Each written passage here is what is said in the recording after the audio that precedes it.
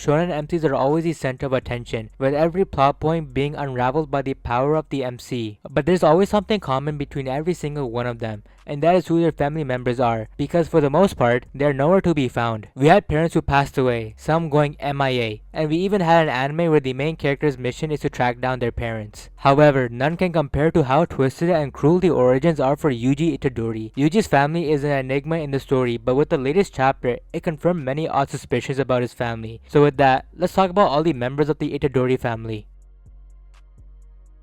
The first member on the list is Wasuke Itadori. He is the grandfather of Yuji Itadori, and unfortunately much about his past is not very well known, because early on in the series, he was on his deathbed. In the first episode, you know Wasuke deeply cared about Yuji as he tried his best to treat him with love and affection during his final hours. However, in the hospital, Wasuke tried to reveal Yuji's parents, but gets cut off by Yuji saying that he should not act cool before he dies. Right before he passes, his final words to Yuji are that he is a strong kid, so he should help as many people as he can, and be sure to be surrounded by people when the time comes of his death, and not end up alone like him. This last line is important, so remember that. But after that, Wasuke gets sent to the morgue to get cremated, and Yuji ends up collecting his ashes.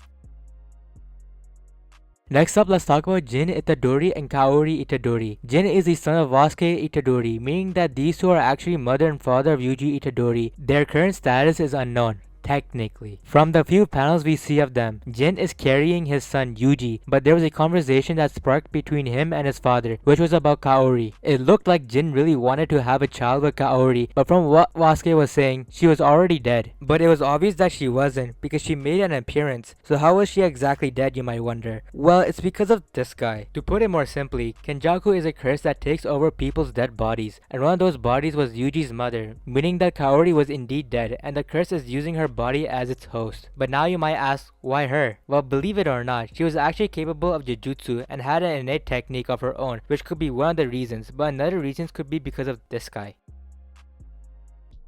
Chapter 257 revealed to us the connection Sukuna has with the Itadori family. A long time ago, when Sukuna was in the womb, Sukuna had a twin, but due to starvation, he ended up eating his twin to survive. But the consequences were that the soul survived, and that soul went through a cycle of reincarnation, meaning that his twin was getting reincarnated every generation. And at some point in time, Kenjaku found himself in possession of that soul. How he got it, we don't know, but knowing his plans, he wanted to bring back Sukuna, even if he had to do the deed. So it looks like Sukuna's twin soul ended up being reincarnated into Jin Itadori, and this concept of soul and body has been explored many times, especially in the Shibuya arc with Kenjaku and Toji. But now, by some crazy insane logic, Jin and Sukuna are siblings, and Kaori or Kenjaku are both sister-in-law of Sukuna. This would also mean that Sukuna is an uncle, and his nephew is Yuji Itadori.